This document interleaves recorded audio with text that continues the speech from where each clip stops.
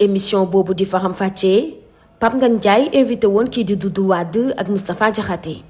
naka noonu ay kàddu daal di fa jógee ba ñeeni jàpp ni ay kàddu yu ëpp la waxaloon ni ki démb kii di Pape Ngagne Ndiaye moom mi doon animé boobu émission ñi daal di ko convoqué foofu ca sûreté urbaine ginnaaw buñ ko auditionné nag daal di nañ ko libéré mu ñibbi këram. ki nga xam ne moo di Doudou Wade nag daal di nañu xamal ni ba tey jile jotul benn convocation waral demul wuy ji même su fekkee ñenn ñi jàpp nañ ni dafa bañ a wuy ji. waxaloon nag tey jile ñu amaloon waxtaan ak ñi nga xam ne seen xel màcc na loolu ci métier journalisme waaye laajte waa société civile ak analyste politique yi ñu wax ñi seen xalaat ci mbir boobile ñu teewlu seeni kàddu. di wax ni Pape Ngagne niñ ko convoqué loolu dara amu ci jiixi jaaxa wala xel ñaar wala lënt-lënt lu normal la ci nit kuy exercer sa métier. lu normal la ci procureur jàpp ni que ni war nga ko mën a indil ay éclairage par rapport ci nii ci naa wala ci nele buñ la convoqué nga dem uyu ji joxe ay tontu comme nag dañ ko convoqué te moom muy suñu naataango manit may vice président commission administrative bu SYNPICS bureau bu national bi maa ngi koy indil sama soutien totalement li may fàttali mooy journaliste bi technicien des médias nanu gën a bàyyi xel ci li nga xamante ne mooy convention collective bi bàyyi xel ci li nga xam ne moom la ñu tuddee éthique bàyyi xel ci li nga xam ne moom la ñu tuddee déontologie loolu nag li tax ma di ko wax moo di nañu gën a fàggu ni ki nga xam ne mooy responsable plateau bi mooy journaliste bi képp koo invité muy indi ay kaddu yoo xamante ni day indi jiixi jaax wala ñagas-ñagas ci diggante askan bi wala ci diggante kilifa diine yi kilifa aada yi kilifa nguur mi wala sax simple citoyen yooyu le kaddu journaliste bi daf ko war a moytandiku sàmmoon teg li nga xamante ne moom mooy éthique ak déontologie maa ngi ciy ñaax sama bopp di ci ñaax képp kuy yëngu ci wàllum tasum xibaar nañu bàyyi xel ni léegi mbir yi dafa bëri ay gàllankoor kon nag nañu gën a bàyyi xel suñu bopp di gën a soññaat suñu bopp noonu ñu si soññee tamit képp kuy yëngu ci wàllum tasum xibaar maa ngi lay jaajëfal. waaw lu waral ñu woo Pape Ngagne ak l'honorable député Doudou Wade mooy émission lañu Pape Ngagne moo def émission invité Doudou Wade am na wax bu mu yëkkati wax ko bu ñëpp dégg procureur xoolaat mais lii li mu wax am na li nga xam ne yoon daf ko war a dal waaw lu tax mu yoon war ko dal nag loolu mooy suñu constitution am na lu muy tere lu bari bokk na ci woo waxu coup d'état moom foo ko waxee muy parti politique muy responsable politique muy journaliste bi muy citoyen bi kenn amul droit jéggi suñu constitution ci wàllu démocratie suñu démocratie am na lu mu tere donc coup d'état dañ ko tere te duñ ko teree dafa am ay charte yi nga xam ne duñ ko appliquer man daan ci kaw Doudou Wade ndaxte wax bi mu wax dafa waroo ak démocratie nag buñ koy wax mooy liberté d'expression am na fu mu yem liberté d'expression mënoo attaquer tey ji nation Sénégal mënoo attaquer état Sénégal mënoo attaquer stabilité Sénégal lépp loo xam ne lii dina indi violence dañ koy tere donc Wade baat bi mu yëkkati baat bu grave la ci état bi ci démocratie yi ci société bi ci nekkinu Sénégal ci relation diplomatique donc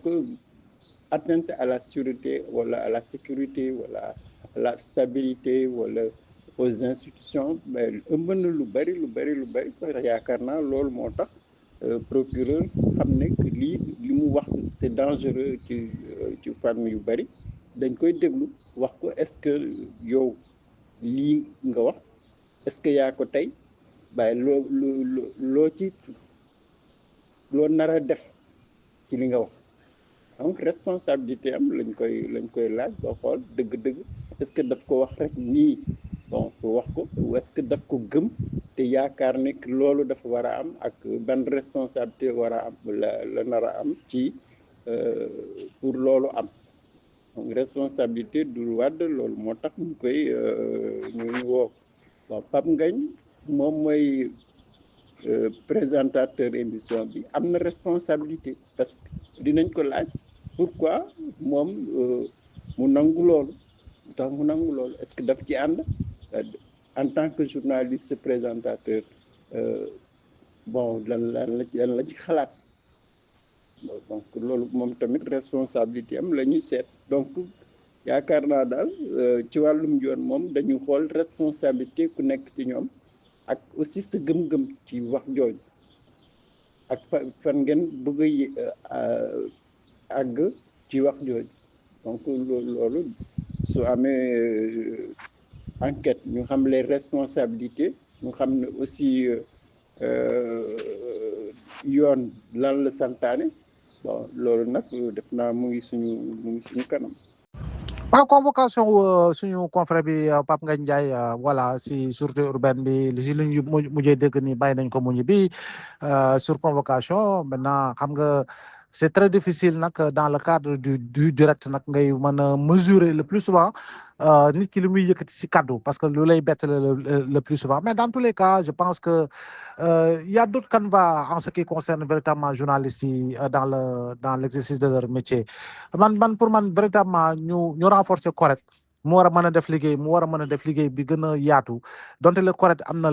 luñ ko jox comme pouvoir waaye ñu gën ko mën a yaatal loolu dina baax jàpp naa ni nag tribunal des pairs muy gën a nekk en action jàpp naa ne loolu tam dina gën daal mais dans tous les cas confrère ak nu ñu la mën a duppee je pense que y a toujours cette solidarité boo xam ne war na mën a taxaw parce que nous devons nous battre pour avoir nu ñu ko waxatee des médias de qualité un écosystème véritablement de qualité avec beaucoup plus de responsabilité en ce qui me concerne et en ce qui concerne tous les confrères toutes les consoeurs je pense que loolu c'est le véritable combat bu ñu war a mener assainir également véritablement notre profession te jàpp naa ne loolu nag moo war a jiitu leneen que véritablement lu ñu gis muy concerné Pape Ngagne wala keneen ku munti doon suba je pense que yooyu yëpp war nañu si waxtaanaat xoolaat ko ba pare appliquer assise des médias yi véritablement dina am loo xam ne dina ko mën a changer. Bon pour ce qui concerne Doudou Wade am na loo xam ne yëkkati na ko si kàddu xëy na ku ko dégg du ko rafetlu si wàllu wàllu coup d'état ak yu demee noonu ku mu munti doona quel que soit par nit ki doo ko rafetlu mais xam nañu Doudou Wade ku yàgg la si landerneau politique bu Sénégal defe naa ni pour nga dégg ni convoqué nañ ko néew na te pourtant lu muy wax ak li muy bind bari na kon dañuy jàpp ni xëy na am na fu mu toll si émission bi wax loo xam ne effectivement waru ko te li ma gën a jiital sax man dès le départ dama ne écoute bu fekkee ni moom nangu na ne juum na véritablement lu si gën rek mooy mu def une sortie ba pare jéggalu véritablement wax ma jéggalu sax président wala gouvernement déedéet mais may jéggalu le peuple sénégalais et parce que quand même 54% électeurs u Sénégal ñoo fal kii di président Diomaye Faye kon boog légitimité à la kulli haal légalité à la kulli haal et puis voilà soutien du peuple dans sa large majorité à la kulli haal donc loolu lu am solo la et puis politicien bi képp ku mu munti doon je pense qu'il faut quand même avoir le sens de la mesure de la retenue pour éviter toute forme de dérive verbale en ce qui concerne véritablement les tenants du pouvoir actuel ou demain te jàpp naa ne loolu rek moo si am solo. waaw dégg naa nit ñi di wax naan Doudou Wade dafa bañ a dem wuyu ji ñenn ñi naan dafa fexe ba kenn mënu kaa jot ak yooyu am na sax ñuy xaw a junj ni dafa daw làqatu moo tax kenn yóbbu ko convocation voilà maintenant lu ma lay mën a wax lenn kese la moo di ni Papa Ngagne Ndiaye bu ko neexee ci coobare boppam lieutenant bi woo ko nekk dañoo bëggoon nga wuyu si mu sol dàllam dem wuyu si loolu moom la neex waaye nag citoyen buñ koy convoqué du convocation téléphone du convocation SMS c'est une notification écrite mooy maanaam ki lay convoqué daf la war a yónnee convocation bi ba sa kër ba nga signé ko ba nga déchargé ko bu boobaa nag nga ñëw ko wuy ji kon nag léegi nag kooku nga xam ne moom jotul convocation parce que coalition bu mu bokk loolu la ñu wax à ce jour Doudou Wade joxuñu ko convocation jotu ko kon ku jotul convocation kenn mënul ne dafa daw kenn mënul ne dafa réer balaa ñu naan nit ki daa daw wala daa réer day fekk mu téye convocation ba pare demul wuy ji si convocation boobu kon man gëwuma ni ñàkk wuy ji boobu noonu dina aggraver son cas dëggam nag leer na ni parce que lu parti wam wax la tamit mën nañ jàpp ni parti am moo ko wax mën na am aussi ñu am si ay doute mais bu fekkee lu parti wam wax dëgg la que Doudou Wade jotul convocation kon kenn mënu koo reprocher ñàkk bañ a dem wuy ji loolu moom amul benn problème amul benn conséquence ci moom. L'exercice de la liberté d'expression soit réel et qu'on évite effectivement toute forme de manipulation politique de la liberté d'expression. Je pense dans un premier temps, il faut éviter de judiciariser le débat politique. C'est-à-dire que dès que quelqu'un, disons, a transgressé les normes, que tout de suite on saisit la police qui va vous dire, voilà, pourquoi vous avez émis telle et telle idée. Ça, c'est tomber dans la police des idées. J'aimerais bien, effectivement, moi je soutiens que dans un premier temps, que les organes de régulation de la presse comme on dit le CNRA, comme CORED, d'intervenir d'abord s'il y a des transgressions, de dire, bon, ben écoutez, vous avez violé l'éthique, la déontologie, la profession, etc. Mais vraiment, ce n'est pas au prétoire que ça se règle. C'est pour ça que je dis, par rapport aux propos du doyen Doudou Wade, si les gens ne sont pas d'accord, ils le disent. Et je pense qu'ils se sont très largement exprimés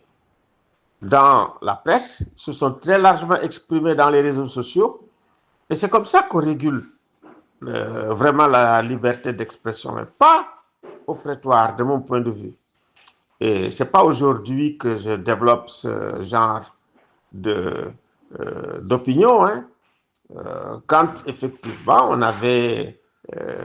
porté plainte contre Sonko, quand Mame Niang l'avait fait, je me suis dit, mais non, c'est un débat télévisé, c'est dans le débat télévisé que effectivement ces déclarations ont été faites.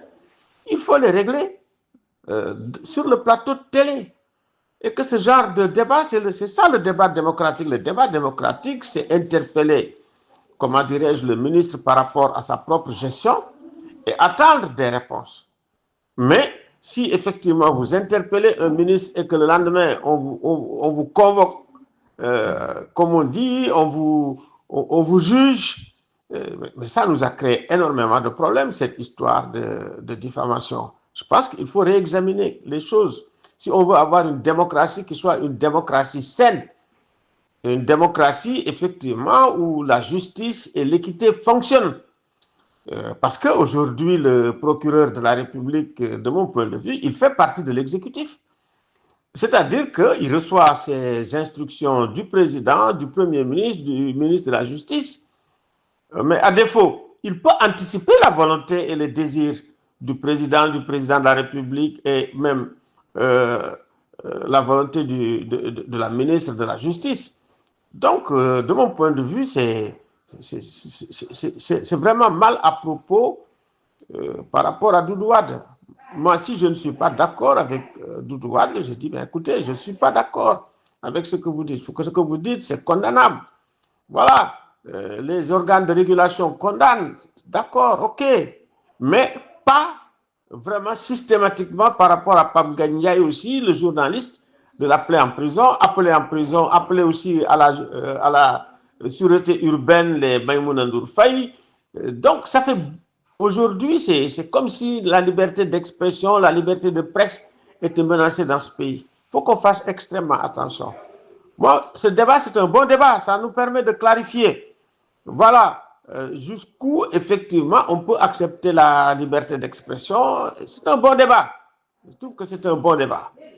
Mais pour tout ou rien, écoutez, la police vous appelle pour vous dire ce que vous avez, les idées que vous avez dans la tête, ça va pas, mais ça. Et que le procureur, moi je dis qu'il fait partie de l'exécutif. Voilà. Le procureur fait partie de l'exécutif et il est l'élément le plus puissant, l'élément dominant du pouvoir judiciaire. C'est ça qu'il faut réformer. Que le procureur soit du côté de l'exécutif et qu'il soit l'élément dominant du pouvoir judiciaire, ça, c'est un problème au Sénégal et il faut le régler parce que ça nous a créé énormément de problèmes et ça continue à nous créer des problèmes. Voilà ce que je voulais dire. mu mel nii xalaat yi duñu benn ndax ñeen ñi suñu jàppee ni Doudou Wade lu mu wax dara nekku ci ñeen ñi jàpp nañ kat wax yi dafa daal di ëpp ba tax na ñoo ngi leen di jox dig daje ëllëg incha allah jërë ngeen jëf.